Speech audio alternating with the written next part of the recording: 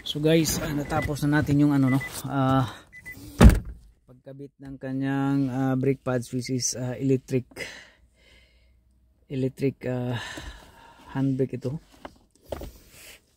Electric parking brake. And then yeah. So ano natin ngayon?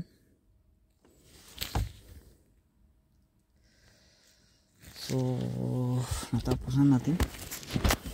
And then nakita natin dito na function naman lahat. Nasa normal naman lahat. And then ang iba, yan, hybrid ito guys. This is a electric vehicle, Nissan Leaf. So in-scan natin dito, all the things are normal.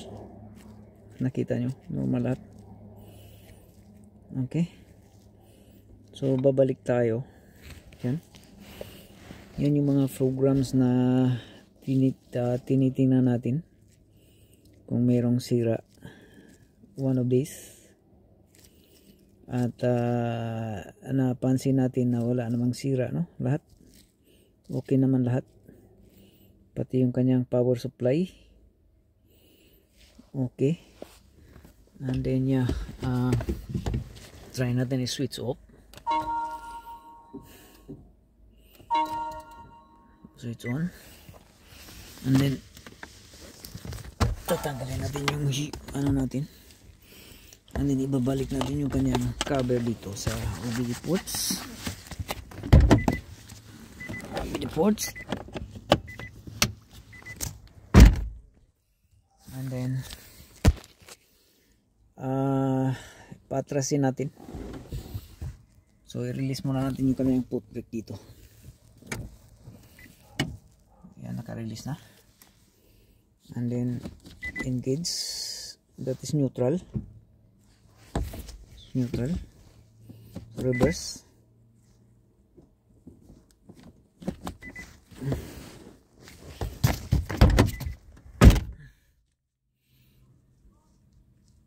Switch on. Switch on. So reverse. Okay, nagre-reverse siya. Okay, nawala na yung niya dito.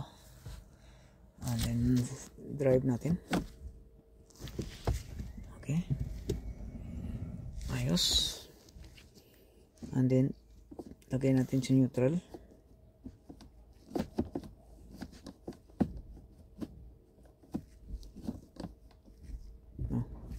Reverse. So lagay mo na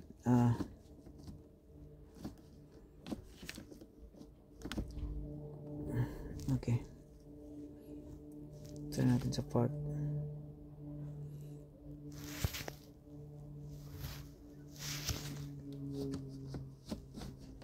Ayun yung mag-neutral. So ilagay muna natin siya sa portrait and then neutral. Kasi mag-neutral ito. Parking, neutral. So yan, put the parking brake, put brake, and then saka na siya mag-neutral. And then all the signs here are good.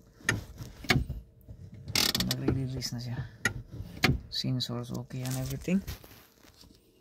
So that's neutral. I-put natin sa parking, electric parking brake. So nag-engage okay. So tapos na tayo dito guys. Close na natin ito. So Nissan Leaf ito. In-scan natin sa ating tools. Nakita natin na walang sira. And then everything's good. So that's how you change the system. Ano yung pinaka weird na napansin ko dito is yung kanyang cabin filter or pollen filter. Maliit yung entrada ng cabin filter. which is bubuksan mo dito and then maliit yung entrada.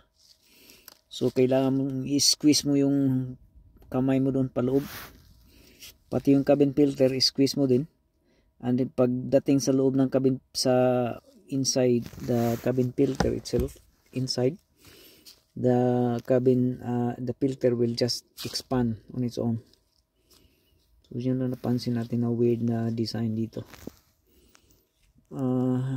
So that's it. So this is Nissan Leaf, and then this is electric parking brake, and then release, brake on, and then yan. So nagre-reverse na siya. Okay.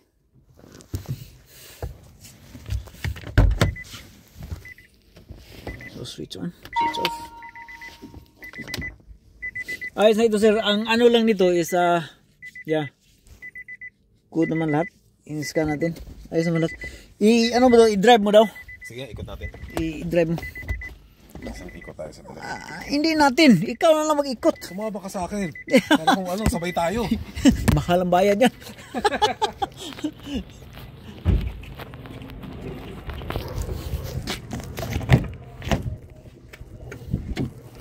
Kasi kung may mapapansin ka, ha? Hindi masisikipan talaga to. Yan. Alin? Kasi dati hanggang dito lang yan eh. Ngayon, puta, kailangan mo itodo ng ganun. Ibig sabihin, kailangan brake shoe. Wait lang. Brake shoe. Seatbelt ka pala. Brake shoe, brake shoe. Brake shoe. Brake shoe. Iba ang function ng brake pads nito, iba rin yung brake shoe. Bakit yun? Ito talaga yung design ng ano, mayroong tawag nito. Brake shoe at saka brake pads.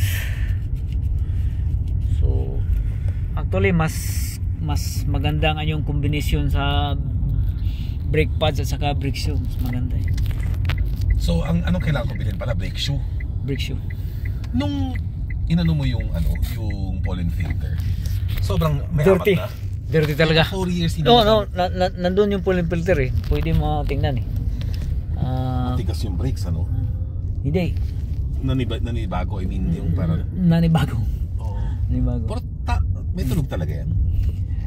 May kalawang yung disc niya. So, pagka matanggal yung kalawang ng disc, babalik sa ano yun. Paano matatanggal yung kalawang? Automatic yan? Hindi, i-drive mo lang pagka... Parang kapal niya, no? Kapal yung brakes niya. Sinisis mo. Yun, wala yung amoy, oh. Yung may amoy yung pollen filter talaga eh. Oo. Sobrang dirty talaga, hindi napalitan ever since. Kaya kong pamalit ng pollen filter, no? Kaya eh. Kaya. May pinapanood ako sa YouTube eh. Dito, weird nga lang dahil maliit yung entrada ba. So papasok yung ayun yung masarap, pag maliit yung filter. Kailangan mong i-squeeze yung cabin filter. Then pagkapasok niya, saka na siya mag-expand doon sa loob. Kasi ang entrada maliit. Parang virgin na virgin. Ha? Anin ko to dito. Para na sa ganun lagay natin yung Mitsubishi doon sa inyo. Okay. Masyado ba malapit yan? O sakto lang? Sakto lang yan.